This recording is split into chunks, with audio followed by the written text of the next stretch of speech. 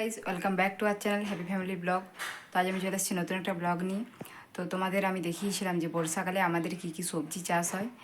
তো এখন তো বর্ষা শেষ হয়ে গেছে, এখন আশ্বিন মাস পূর্ব হয়ে গেছে, ভাদ্র মাসের শেষ। তো আমি ভাবলাম যে এখন আমাদের শীতের জন্য কি কি সবজি লাগানো হচ্ছে বা কি কি সবজি আছে সেগুলো তোমার সাথে শেয়ার করি। তো তোমরা ভিডিওটা দেখতে থাকো।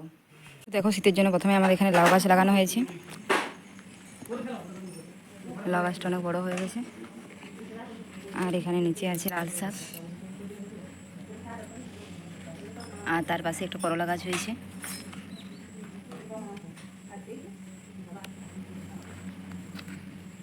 আর এখানে কিছু ভেন্ডি গাছ আছে, আগের ভেন্ডি গাছগুলো সব মরে গেছে, এগুলো নতুন করে আবার লাগানো হয়েছে।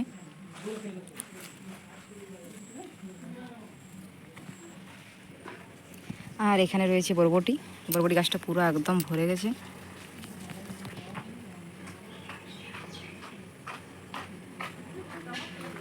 মাচা করে দেওয়া হয়েছে বরবটি গাছটাকে যাতে বেশিভাবে উঠতে পারে। আর এই পাশে রয়েছে এখানে কলমি শাক, আর তার পাশে লঙ্কা গাছগুলো দেখিয়েছিলাম, তো সেগুলোর এখন এই অবস্থা হয়েছে। বয়স হয়ে গেছে কিন্তু তাও লঙ্কা বন্ধ হয়নি এখনো ধরা। এই বয়স্ক গাছে ফুল আসছে আর লঙ্কাও ধরছে, কিন্তু গাছগুলোর অবস্থা এখন এরকম হয়েছে। আর এখানে রয়েছে পুঁই গাছের মাচা, পুঁই শাক। তো আমাদের এখানে সবসময় 3-4 রকমের শাকটা পাওয়া যায়, লাল শাক, পুঁই শাক, লাউ শাক, কলমি শাক। আর এই পাশে রয়েছে বেগুন গাছ, আর বেগুনও হয়েছে বেশ বড় বড়। এখনই বেগুন ধরে গেছে, এগুলো শীত পর্যন্ত ধরবে। বেগুন গাছ রয়েছে, এই গাছটা এখনো বেগুন ধরেনি, ফুল এসছে প্রচুর। আর এখানে আবার লাউ গাছ লাগানো হয়েছে 2-3 দিকে। এটা পুরো একদম লাউ মাচা। আর এইদিকে যে ছিল বেগুন লঙ্কা সেগুলো। আর এখানে আরেকটা বরবটি হয়েছে, বরবটি গাছটা প্রায় মরে এসেছে।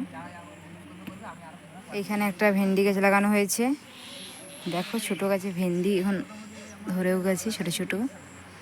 আর এই সাইডে আরও লঙ্কা, এখানে আরেকটা উচ্ছে গাছ আছে।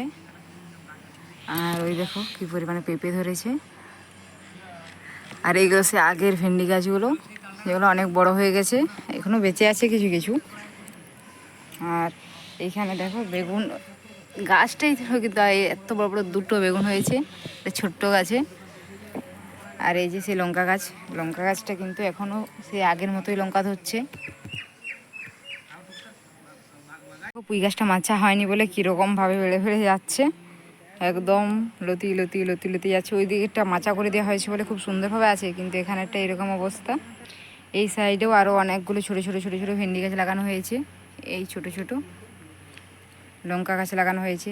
আর এই সাইডে যে বেগুন গাছগুলো আছে এগুলো হলো সব কালো বেগুন, দেখো ছোটো ছোটো ছোটো ছোটো ধরে হয়েছে। এগুলো কিন্তু একদম শীত পর্যন্ত ধরবে।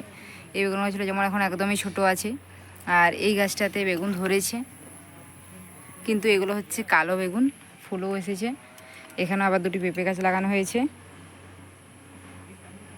এখানে আমাদের একটা শসা গাছ লাগানো হয়েছে, দেখো শসা ধরেওছে আর ফুল দিয়েছে প্রচুর পরিমাণে, মানে এটা প্রচুর শসা হবে গাছটাতে। গাছটা বেশ ভালো আছে, এই একটাই শসা গাছ আছে। তার পাশে একটা লাউ গাছ লাগিয়ে দিয়েছিলাম, সেটা উঠেছে।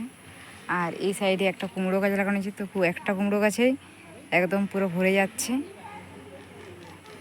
আর এইখানে কচু লাগানো আছে।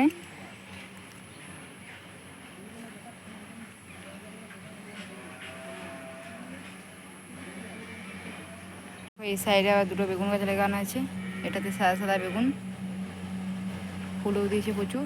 আর ওই সাইডে আছে কুঁদরি।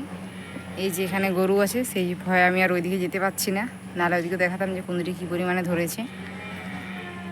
আর এই সাইডে দেখো কিছু ওল গাছ আছে, যদি ওই গাছগুলো কী কারণে মরে যাচ্ছে জানি না। আর এই গাছটা দেখো অনেকগুলো ওল গাছে আছে। আর এই দিকে আছে কিছু হলুদ গাছ, যেগুলো বর্ষার সময় লাগানো হয়েছিল সেগুলোই এত বড় বড় হয়েছে। আর এই দেখো বড় আমাদের চালতা গাছ, যেখানে চালতাও ধরেছে প্রচুর পরিমাণে।